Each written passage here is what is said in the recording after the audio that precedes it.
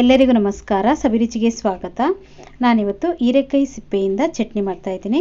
ತುಂಬಾ ರುಚಿಯಾಗಿರುತ್ತೆ ಇದು. ಸಾಮಾನ್ಯವಾಗಿ ನಾವು ಹೀರೆಕಾಯಿಯನ್ನು ತಂದಾಗ ಅದರ ಸಿಪ್ಪೆಯನ್ನು ನಾವು ತೆಗೆದು ಎಸೆದು ಬಿಡ್ತೀವಿ. ನೋಡಿ, ಈ ಥರ ಒಂದು ಸೂಪರ್ ಆಗಿರುವಂಥ ಚಟ್ನಿ, ರುಚಿಯಾಗಿರುವಂಥ ಚಟ್ನಿಯನ್ನು ನಾವು ಮಾಡ್ಕೋಬೋದು. ಬನ್ನಿ ಈ ಒಂದು ರೆಸಿಪಿಯನ್ನು ಹೇಗೆ ಮಾಡೋದು ಅಂತ ನೋಡೋಣ. ಅದಕ್ಕಿಂತ ಮುಂಚೆ ನೀವು ನಮ್ಮ ಚಾನಲ್ಗೆ ಹೊಸಬರಾಗಿದ್ದರೆ ಇವಾಗಲೇ ನೀವು ಸಬ್ಸ್ಕ್ರೈಬ್ ಮಾಡಿ, ಪಕ್ಕದಲ್ಲಿರುವ ಬೆಲ್ ಐಕನನ್ನು ಕೂಡ ಪ್ರೆಸ್ ಮಾಡಿ. ಅದು ಹೇಗೆ ಮಾಡೋದು ಅಂತ ನೋಡೋಣ.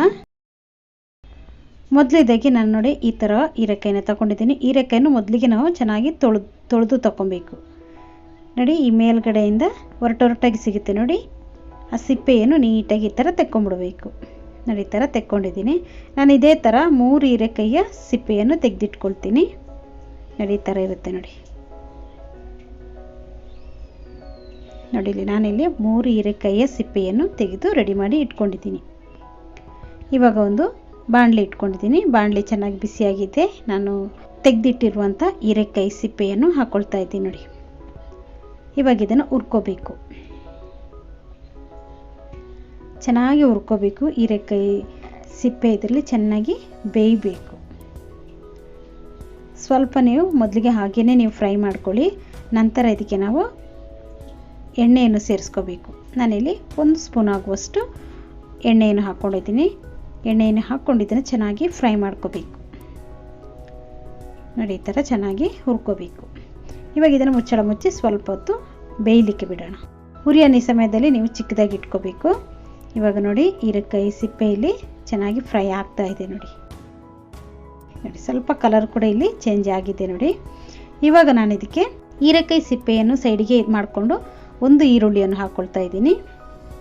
ಈರುಳ್ಳಿಯನ್ನು ಹಾಕ್ಕೊಂಡು ಇದನ್ನು ಕೂಡ ನಾವು ಫ್ರೈ ಮಾಡ್ಕೋಬೇಕು. ಈರುಳ್ಳಿಯನ್ನು ಫ್ರೈ ಮಾಡಿದಾಗ ಒಂದು ಒಳ್ಳೆ ಪರಿಮಳ ಬರುತ್ತೆ. ಅಷ್ಟರವರೆಗೆ ನಾವು ಇದನ್ನು ಫ್ರೈ ಮಾಡ್ಕೊಳ್ಳೋಣ.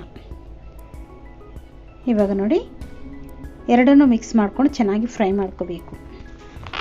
ಈ ಥರ ನೀವು ಮಾಡಿದ್ರೂ ಆಗುತ್ತೆ, ಇಲ್ಲಾಂದರೆ ನೀವು ಸಪ್ರೇಟಾಗಿ ಮಾಡಿದ್ರೂ ಆಗುತ್ತೆ. ಈ ಥರ ಮಾಡಿದ್ರೆ ನಾವು ಈಸಿಯಾಗಿ ಬೇಗನೆ ಮಾಡ್ಕೋಬೋದು. ಇದನ್ನು ಕೂಡ ಒಂದು ಸೈಡಿಗೆ ಮಾಡ್ಕೊಳ್ಳೋಣ. ಆಮೇಲೆ ನಾನು ಇದಕ್ಕೆ 2 ಟೇಬಲ್ ಸ್ಪೂನ್ ಆಗುವಷ್ಟು ಕಡಲೆಬೇಳೆಯನ್ನು ಹಾಕ್ಕೊಂಡಿದ್ದೀನಿ. 6 ಒಣಮೆಣಸಿನ್ಕಾಯಿಯನ್ನು ಕೂಡ ಹಾಕ್ಕೊಂಡು ಅದನ್ನು ಕೂಡ ಫ್ರೈ ಮಾಡ್ಕೊಳ್ತಾ ಇದ್ದೀನಿ. ಎಲ್ಲವನ್ನು ಸೇರಿಸ್ಕೊಂಡು ನೋಡಿ ಚೆನ್ನಾಗಿ ಈ ಥರ ಫ್ರೈ ಮಾಡ್ಕೋಬೇಕು. ಇವಾಗ ಇದು ಚೆನ್ನಾಗಿ ಫ್ರೈ ಆಗಿದೆ. ನೋಡಿ, ಇವಾಗ ಇದಕ್ಕೆ ನಾನು 2 ಟೇಬಲ್ ಸ್ಪೂನ್ ಆಗುವಷ್ಟು ಹಸಿ ತೆಂಗಿನ ತುರಿಯನ್ನು ಹಾಕ್ಕೊಳ್ತಾ ಇದ್ದೀನಿ. ಹಾಕ್ಕೊಂಡು ಅದನ್ನು ಕೂಡ ಚೆನ್ನಾಗಿ ಫ್ರೈ ಮಾಡ್ಕೋಬೇಕು. ಸ್ವಲ್ಪ ಬಿಟ್ಟು ನಾವು ಇದನ್ನು ಫ್ರೈ ಮಾಡ್ಕೋಬೇಕು. ಒಂದೇ ಸಲ ಎಲ್ಲವನ್ನು ಜೊತೆಗೆ ಹಾಕ್ಕೊಂಡು ಫ್ರೈ ಮಾಡ್ಕೋಬೇಡಿ. ಇವಾಗ ನಾನು ಇದಕ್ಕೆ 1 ಹಿಡಿ ಆಗುವಷ್ಟು ಕೊತ್ತಂಬರಿ ಸೊಪ್ಪನ್ನು ಹಾಕ್ಕೊಂಡಿದ್ದೀನಿ. ಕೊತ್ತಂಬರಿ ಸೊಪ್ಪು ಹಾಕ್ಕೊಂಡು ಅಷ್ಟೇ ಚೆನ್ನಾಗಿ ಇದನ್ನು ಫ್ರೈ ಮಾಡ್ಕೋಬೇಕು. ಕೊತ್ತಂಬರಿ ಸೊಪ್ಪು ಬೇಗನೆ ಇದು ಫ್ರೈ ಆಗುತ್ತೆ. ಅದಕ್ಕೆ ನಾನು ಕೊತ್ತಂಬರಿ ಸೊಪ್ಪನ್ನು ಕೊನೆಯದಾಗಿ ಹಾಕ್ಕೊಂಡಿದ್ದೀನಿ. ಹಾಕ್ಕೊಂಡು ನೋಡಿ ಇದನ್ನು ಚೆನ್ನಾಗಿ ಫ್ರೈ ಮಾಡ್ಕೊಳ್ತಾ ಇದ್ದೀನಿ. ನೋಡಿ, ಇವಾಗ ನಾನು ಇದಕ್ಕೆ ಸ್ವಲ್ಪ ಹುಣಸೆ ಹುಳಿಯನ್ನು ಕೂಡ ಸೇರಿಸ್ಕೊಂಡು ಅದನ್ನು ಕೂಡ ಸ್ವಲ್ಪ ಹೊತ್ತು ಫ್ರೈ ಮಾಡ್ಕೊಳ್ಳೋಣ.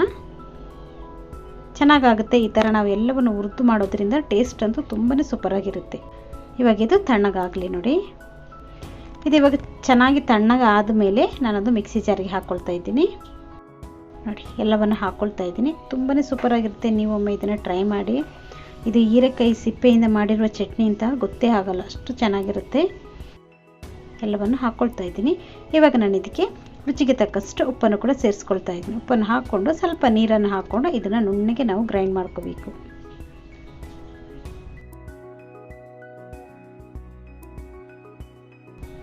ನೋಡಿ, ಸೂಪರ್ ಆಗಿರುವಂಥ ಚಟ್ನಿ ಇಲ್ಲಿ ರೆಡಿಯಾಗಿದೆ. ಇವಾಗ ಇದಕ್ಕೆ ಒಂದು ಒಗ್ಗರಣೆಯನ್ನು ಕೂಡ ನಾವಿಲ್ಲಿ ಹಾಕ್ಕೋಬೇಕು. ನೋಡಿ, ಇಷ್ಟು ನುಣ್ಣಗಾದರೆ ಸಾಕು.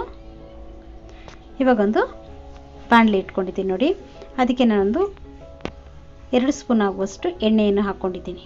ಎಣ್ಣೆ ಚೆನ್ನಾಗಿ ಬಿಸಿ ಆದಮೇಲೆ ಸ್ವಲ್ಪ ಸಾಸಿವೆಯನ್ನು ಹಾಕ್ಕೊಂಡು ಚೆನ್ನಾಗಿ ಸಿಡಿಲಿ. ಸಾಸಿವೆ ಸಿಡಿದ ಮೇಲೆ ಇದಕ್ಕೆ ನಾನು 5 ಎಸಳು ಬೆಳ್ಳುಳ್ಳಿಯನ್ನು ಜಜ್ಜಿ ಸಿಪ್ಪೆ ಸಮೇತ ಅದನ್ನು ಕೂಡ ಹಾಕ್ಕೊಳ್ತಾ ಇದ್ದೀನಿ. ಹಾಕ್ಕೊಂಡಿದ್ದು ಒಳ್ಳೆ ಕಲರ್ ಬರುತ್ತೆ ನೋಡಿ. ಅಷ್ಟರವರೆಗೆ ನಾವು ಇದನ್ನು ಫ್ರೈ ಮಾಡ್ಕೊಳ್ಳೋಣ. ಇದರ ಜೊತೆಗೇ ನಾನು 2 ಒಣಮೆಣಸಿನ್ಕಾಯನ್ನು ಕೂಡ ಹಾಕ್ಕೊಂಡಿದ್ದೀನಿ. ಒಣಮೆಣಸಿನ್ಕಾಯನ್ನು ಹಾಕ್ಕೊಂಡು ಸ್ವಲ್ಪ ಅದಕ್ಕೇ ಕರಿಬೇವಿನ ಸೊಪ್ಪನ್ನು ಕೂಡ ಸೇರಿಸ್ಕೋಬೇಕು. ಸೇರಿಸ್ಕೊಂಡು ಇದನ್ನು ಚೆನ್ನಾಗಿ ಫ್ರೈ ಮಾಡ್ಕೊಳ್ಳೋಣ. ಇವಾಗ ಇದಕ್ಕೆ ಸ್ವಲ್ಪ ಹಿಂಗನ್ನು ಕೂಡ ಸೇರಿಸ್ಕೊಳ್ಳೋಣ. ಹಿಂಗನ್ನು ಹಾಕ್ಕೊಂಡು ಚೆನ್ನಾಗಿ ಇದನ್ನು ಮಿಕ್ಸ್ ಮಾಡ್ಕೋಬೇಕು. ಇಲ್ಲಿ ಒಗ್ಗರಣೆ ರೆಡಿಯಾಗಿದೆ ನೋಡಿ. ಇವಾಗ ಈ ಒಗ್ಗರಣೆಗೆ ನಾವು ರುಬ್ಬಿರುವಂಥ ಚಟ್ನಿಯನ್ನು ಹಾಕ್ಕೋಬೇಕು. ಹಾಕ್ಕೊಂಡೊಮ್ಮೆ ಚೆನ್ನಾಗಿ ಇದನ್ನು ಮಿಕ್ಸ್ ಮಾಡ್ಕೋಬೇಕು. ನಿಮಗೆ ಚಟ್ನಿಯಲ್ಲಿ ತೆಳು ಬೇಕಂದರೆ ನೀವಿಲ್ಲಿ ನೀರನ್ನು ಸೇರಿಸ್ಕೋಬೋದು. ನಾನಿಲ್ಲಿ ಗಟ್ಟಿ ಚಟ್ನಿಯನ್ನು ಮಾಡ್ತಾ ಇರೋದು. ನೀರನ್ನು ಹಾಕ್ಕೊಳ್ಳೋದೆ ಹಾಗೆಯೇ ನಾನಿಲ್ಲಿ ಮಾಡ್ತಾಯಿದ್ದೀನಿ. ನೋಡಿ, ಇಲ್ಲಿ ಚೆನ್ನಾಗಿ ಇದನ್ನು ಮಿಕ್ಸ್ ಮಾಡ್ಕೊಳ್ಳೋಣ.